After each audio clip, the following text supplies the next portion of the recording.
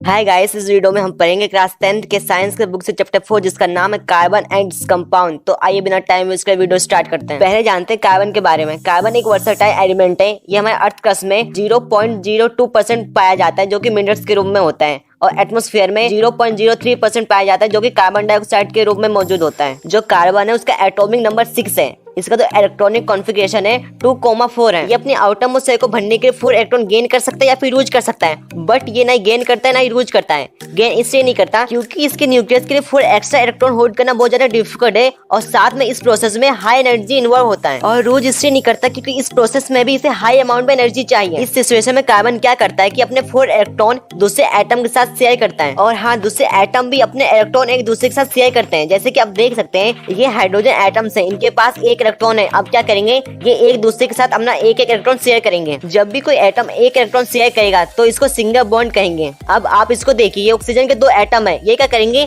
एक दूसरे के साथ 2-2 इलेक्ट्रॉन शेयर करेंगे, जिस वजह से डबल बॉन्ड बन गया। इसके बाद अब इसको देखिए, ये नाइट्रोजन के एटम है, ये क्या करेंगे, 3-3 इलेक्ट्रॉन एक दूसरे के साथ शेयर करेंगे, जिसकी वजह से यहाँ ट्रिपल बॉन्ड बन गया। अब जानते हैं कोवेलेंट बॉन्ड किसे कहते हैं। जब 2 एटम अपना इलेक्ट्रॉन एक दूसरे के साथ शेयर करते हैं और बॉन्ड बनता है, इसी बॉन्ड को कोवेलेंट बॉन्ड कहते हैं। अब जानते हैं कैटनेशन किसे कहते हैं। जब कार्बन दूसरे कार्बन के साथ लिंक होकर एक लॉन्ग चेन बनाता है, इसी को कैटनेशन कहते हैं। टेट्रावैलेंसी उसे कहते हैं जिसमें कार्बन दूसरे एटम जैसे कि ऑक्सीजन, नाइट्रोजन, हाइड्रोजन के साथ बॉन्ड बनाता है, इसी को टेट्रावैलेंसी कहते हैं। अब जानते हैं saturated and unsaturated carbon compounds के बारे में। सैचुरेटेड कार्बन कंपाउंड उसे कहते हैं जिसमें सिंगल बॉन्ड बनता है। अब पता कैसे करेंगे कि ये कंपाउंड सैचुरेटेड है कि नहीं है। अगर वो अल्केन है, यानी कि इसका फॉर्मूला CnH2n+2 है, उसे सैचुरेटेड कार्बन कंपाउंड्स कहते हैं। और अनसैचुरेटेड कार्बन कंपाउंड उसे कहते हैं जिसमें डबल या ट्रिपल बॉन्ड बनता है। अगर डबल बॉन्ड बनेगा तो उसे अल्कीन कहेंगे जिसका फॉर्मूला CnH2n होगा। अगर ट्रिपल बॉन्ड बनेगा उसे अल्केन कहेंगे जिसका फॉर्मूला CnH2n-2 है। अब सीखते हैं सैचुरेटेड कार्बन कंपाउंड्स के इलेक्ट्रॉन डॉट स्ट्रक्चर बनाना, जो कि इथेन है जिसका फॉर्मूला C2H6 है। इसमें हमें कार्बन 2 देखने को मिल रहा है, तो हम 2 कार्बन बनाएंगे और सब में 4 इलेक्ट्रॉन दे देंगे। और हाइड्रोजन 6 देखने को मिल रहा है, हाइड्रोजन 6 बनाएंगे और सब में एक इलेक्ट्रॉन दे देंगे। अब दोनों कार्बन अपना एक इलेक्ट्रॉन एक दूसरे के साथ शेयर करेंगे और बाकी के बचे 3 इलेक्ट्रॉन 3-3 हाइड्रोजन के साथ शेयर करेंगे। आइए अब सीखते हैं नेम, फॉर्मूला और साथ में स्ट्रक्चर बनाना। जैसे कि आप देख सकते हैं मीथ, ईथ, क्रॉप, वुड, पेंट। आपको इसको सीरियल वाइज याद करना है। अगर आप इसके लास्ट में ANE लगा देते हैं तो क्या होगा, ये सैचुरेटेड कार्बन कंपाउंड बन जाएगा जो कि सिंगल बॉन्ड है। अगर आप इसके लास्ट में ENE लगा देते हैं तो क्या होगा, ये डबल बॉन्ड बन जाएगा जो कि अनसैचुरेटेड कार्बन कंपाउंड है। अगर आप इसके लास्ट में YNE लगा देते हैं तो क्या होगा, ये ट्रिपल बॉन्ड कार्बन कंपाउंड बन जाएगा जो कि अनसैचुरेटेड कार्बन कंपाउंड है। अब ये याद रखना कि आप जब भी अनसैचुरेटेड कार्बन कंपाउंड बनाए तो सबसे ऊपर ईथ आएगा, फिर सेकंड नंबर पे प्रोप आएगा। अगर आप सैचुरेटेड कार्बन कंपाउंड का फॉर्मूला बनाना चाहते हैं तो आपको अल्केन का फॉर्मूला याद करना होगा जो कि CnH2n+2 है। मीथेन फर्स्ट नंबर पे आता है, इसलिए आपको N के बदले 1 पुट करना है, जिसके बाद आपको CH4 देखने को मिल जाएगा। आइए स्ट्रक्चर बनाते हैं। C1 है, H4 है। इससे पहले हम C को लिखेंगे और सब में सिंगल बॉन्ड लगा देंगे, फिर यहाँ H को 4 बार लिख देंगे। ठीक इसी की तरह आप इन सबके फॉर्मूले साथ में स्ट्रक्चर बना सकते हैं। डबल बॉन्ड की बात करें तो इसका फॉर्मूला CnH2n, जैसे कि आप देख सकते हैं इथीन है, तो क्या करेंगे, फॉर्मूले में हम N के बदले 2 पुट कर देंगे, इसका फॉर्मूला हो जाएगा C2H4। अब स्ट्रक्चर की बात करें तो क्या होगा, C यहाँ 2 बार है तो C को 2 बार लिखेंगे और डबल बॉन्ड बना देंगे और एक बॉन्ड लगाएंगे C पे और उसमें क्या कर देंगे, H लगा देंगे। ये हमारा स्ट्रक्चर बन गया। इन सब का भी आप ऐसे ही कर सकते हैं। ट्रिपल बॉन्ड की बात करें जिसका जनरल फॉर्मूला होता है CnH2n-2, जैसे कि इथाइन, इसमें क्या करेंगे, N के बदले हम 2 पुट कर देंगे, जिसके बाद हमें C2H2 देखने को मिल जाएगा। अब इसकी स्ट्रक्चर बनाते हैं। स्ट्रक्चर में क्या होगा, हम C और C के बीच में ट्रिपल बॉन्ड बना देंगे और बाकी जो एक बॉन्ड बना उसमें हम H लगा देंगे। सेम इसी तरह आप इन सब का भी कर सकते हैं। अब जानते हैं स्ट्रक्चर आइसोमर्स के बारे में। ये ऐसे कंपाउंड होते हैं जिसके आइडेंटिकल मॉलिक्यूल्स फॉर्मूला होते हैं, बट जो इसके स्ट्रक्चर होता है डिफरेंट होते हैं। ठीक है, आप देख सकते हैं ये N-ब्यूटेन है और ये आइसोब्यूटेन है। अब जानते हैं functional group, formula, suffix, prefix के बारे में। सफिक्स होते हैं जो कि आगे रखते हैं फॉर्मूले में, और प्रीफिक्स होते हैं जो कि पीछे रखते हैं। जैसे कि फर्स्ट है एल्कोहल, एल्कोहल का फॉर्मूला है OH, इसका सफिक्स है OR। अब ये याद रखना कि सफिक्स और प्रीफिक्स दोनों में से एक ही आएगा। अब सेकंड आता है एल्डिहाइड, जिसका फॉर्मूला है CHO, जिसका सफिक्स है AR। और उसके बाद आता है केटोन, जिसका फॉर्मूला CO, इसका सफिक्स है ONE। फिर आता है कार्बोक्सिलिक एसिड, इसका फॉर्मूला है COOH, इसका सफिक्स है ओइक एसिड। फिर आता है क्लोरोब्रोमो, जिसका फॉर्मूला है CrBr।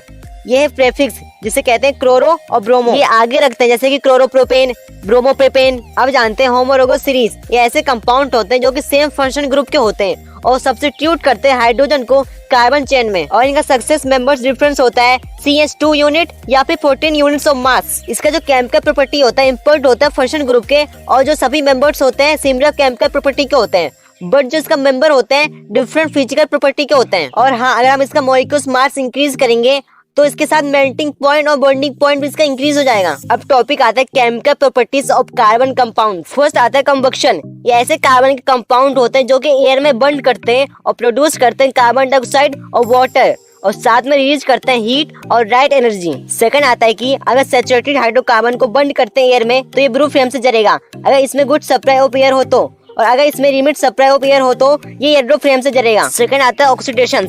इसमें क्या होता है, अल्कोहल को कन्वर्ट कर देते हैं कार्बोक्सिलिक एसिड में बाय यूजिंग ऑक्सीडाइजिंग, जैसे कि अल्कलाइन पोटेशियम परमैंगनेट और एसिडिफाई पोटेशियम डिक्रोमेट। इसका केमिकल रिएक्शन आप देख सकते हैं CH3CH2OH यानी कि अल्कोहल प्लस O यानी कि देख सकते हैं एसिडिफाइड K2Cr2O7, उसके नीचे आएगा अल्कलाइन KMnO4 प्लस हीट, उसके बाद बन जाएगा कार्बोक्सिलिक एसिड। इसका फॉर्मूला है CH3COOH प्लस H2O। अब थर्ड आता है एडिशन रिएक्शन। इसमें क्या होता है कि जब हाइड्रोजन को ऐड करते हैं अनसैचुरेटेड हाइड्रोकार्बन में, जिसमें रिएक्ट करता है डबल या ट्रिपल बॉन्ड के साथ, प्रेजेंस ऑफ निकल प्लेटिनियम या फिर प्लेटिनियम एस कैटलिस्ट। इसी प्रोसेस को हाइड्रोजनेशन कहते हैं। इसी प्रोसेस से वेजिटेबल ऑयल को कन्वर्ट कर देते हैं वेजिटेबल घी में, जैसे कि आप देख सकते हैं कि यहाँ अनसैचुरेटेड हाइड्रोकार्बन है, फिर को कन्वर्ट कर देंगे सैचुरेटेड हाइड्रोकार्बन में। सैचुरेटेड फैटी एसिड हमारे हार्मफुल होता है, बट जो अनसैचुरेटेड फैटी एसिड होता है और यूजफुल होता है, इसको हम यूज करते हैं कुकिंग में। फोर्थ आता है सब्स्टिट्यूशन रिएक्शन। सैचुरेटेड हाइड्रोकार्बन में जो हाइड्रोजन अटैच होते हैं कार्बन के साथ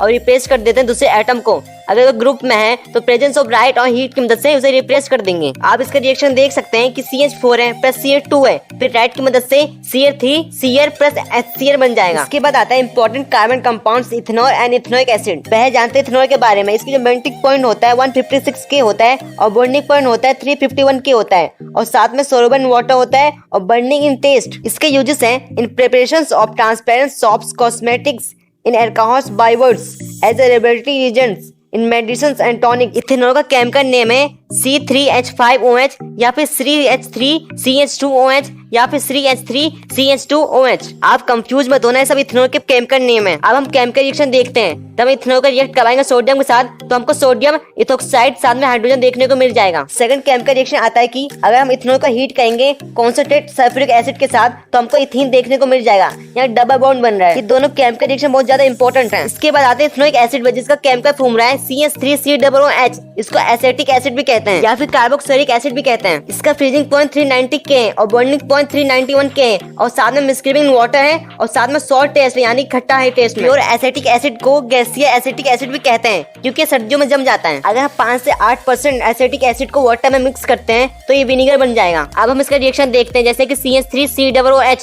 प्लस CH3CH2OH है, मतलब कि इथेनोइक एसिड प्लस इथेनॉल। अगर हम दोनों का रिएक्शन करवाते हैं तो हमको ईस्टर देखने को मिल जाएगा। सेकंड केमिकल रिएक्शन आता है कि अगर इथेनोइक एसिड को रिएक्ट करवाएंगे सोडियम कार्बोनेट के साथ तो हमको सोडियम इथेनॉल साथ में कार्बन डाइऑक्साइड प्लस वाटर देखने को मिलेगा। थर्ड रिएक्शन आता है कि अगर इथेनोइक एसिड को रिएक्ट करवाएंगे सोडियम बाई कार्बोनेट के साथ, मतलब कि बेकिंग सोडा के साथ, तो हमको सोडियम इथेनॉल साथ में कार्बन डाइऑक्साइड प्लस वाटर देखने को मिलेगा। अब एस्टरिफिकेशन किसे कहते हैं? तब भी कार्बोक्सिलिक एसिड को रिएक्ट करवाएंगे अल्कोहल के साथ, presence of few drop of concentrate sulphuric acid, तब क्या होगा? स्वीट स्मेलिंग कंपाउंड फॉर्म होगा, इसी को ईस्टर कहते हैं। अब हमारा नेक्स्ट टॉपिक आता है सोप्स एंड डिटर्जेंट्स। जानते हैं सोप के बारे में। सोप सोडियम पोटेशियम का नमक है जो कि कार्बोक्सिलिक एसिड के साथ लॉन्ग चेन फॉर्म करता है। इसका केमिकल फॉर्मूला है C15H31COOH या फिर C17H35COOH। सॉफ्ट इफेक्टिव होता है सॉफ्ट वाटर के साथ, ये केवल हार्ड वाटर के साथ इनइफेक्टिव होता है। डिटर्जेंट अमोनियम और सल्फ्यूरिक नमक का है जो कि हाइड्रोकार्बन के साथ लॉन्ग चेन फॉर्म करता है। ये इफेक्टिव होता है सॉफ्ट वाटर हार्ड वाटर दोनों के साथ। एक आयनिक पार्ट होता है जिसको हाइड्रोफिलिक कहते हैं और हाइड्रोकार्बन का लॉन्ग चेन होता है जिसको हाइड्रोफोबिक कहते हैं। ये क्या करते हैं? सॉल्ट मॉलिक्यूल्स को फॉर्म करते हैं। हाइड्रोफिलिक वाटर की तरफ अट्रैक्ट होता है जिसको वजह से वाटर लवर कहते हैं, और हाइड्रोफोबिक क्या होता है? वाटर से दूर भागता है। अब जानते हैं क्लीनिंग एक्शन ऑफ सोप। जो डर्टी पार्टिकल्स होते हैं नेचर में ऑयली होते हैं, हाइड्रोफिलिक अटैच हो जाते हैं डर्टी पार्टिकल के साथ और अपने आप को अरेंज कर लेते हैं मॉलिक्यूल्स में। इसी फॉर्मेशन को मिसर्स कहते हैं, जैसे कि आप इस पिक्चर में देख सकते हैं। हार्ड वाटर में क्या होता है? मैग्नीशियम कैल्शियम होते हैं, ये रिएक्ट करते हैं सोप के साथ और इनसॉल्युबल प्रोडक्ट फॉर्म करते हैं जिसको स्कम कहते हैं। इसी प्रॉब्लम को सॉल्व करने के लिए हम डिटर्जेंट्स का यूज करते हैं जो कि क्या करता है? कपड़े में से डर्टी पार्टिकल्स को रिमूव कर देता है। गाइस, अगर आपको वीडियो पसंद आए तो आप चैनल को सब्सक्राइब, वीडियो को लाइक कर सकते हैं। तो मिलते हैं नेक्स्ट वीडियो में, तब तक के लिए गुड।